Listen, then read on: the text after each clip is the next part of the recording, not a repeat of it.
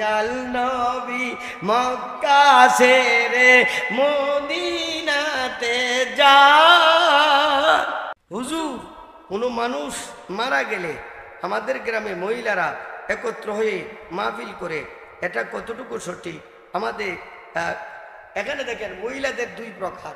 কিছু মহিলা আছে কমি মাদ্রাসার আলেমা, বিজ্ঞ, নিয়মিত তালিম করে।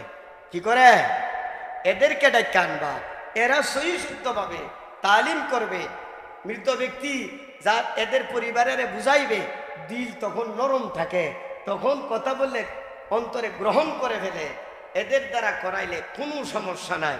কিন্তু সমস্যা হইল কিছু মাঝারি বেরিয়ে আইতাছে, শুধু কণ্ঠ আছে, গীত শিখছে, গজল শিখছে, গজল। এলেম কালাম তো নাই, আমল তো টোটাল নাই, মাজারে ঘুরে।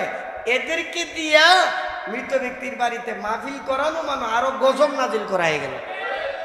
সুতরাং তুমি করাইতে চাও, ওই মহিলা মাদ্রাসা শিক্ষিকা আছে, মহিলা মাদ্রাসার ছাত্রীরা আছে, দাওরা হাদিস পইরা আসছে, এলাকার মধ্যে বউ আনছে, এ বেডিরে আনো, কুরআন হাদিস থেকে সঠিকভাবে কি করবে বুঝাইবে।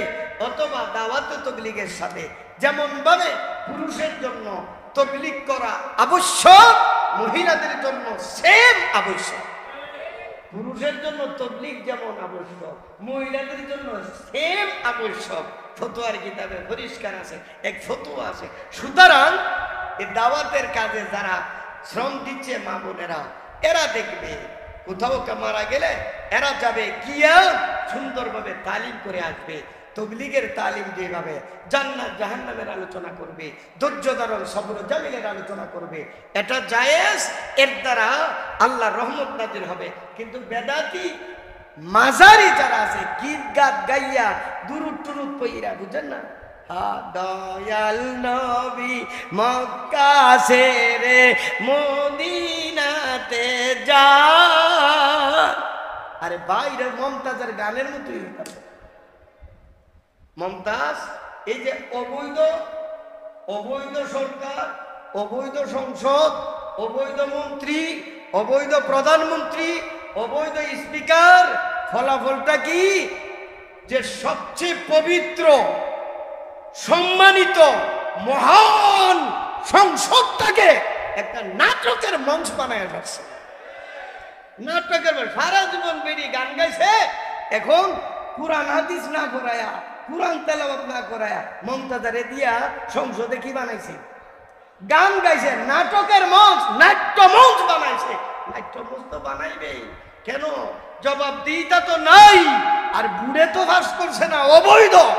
বাস চলো না মনো না কইরা 6 দিনই চলতে পারে, এরারও নিয়ত হইতে আসি, জেল বা ধাক্কাই বোঝায় আমরা শেষ মাসা।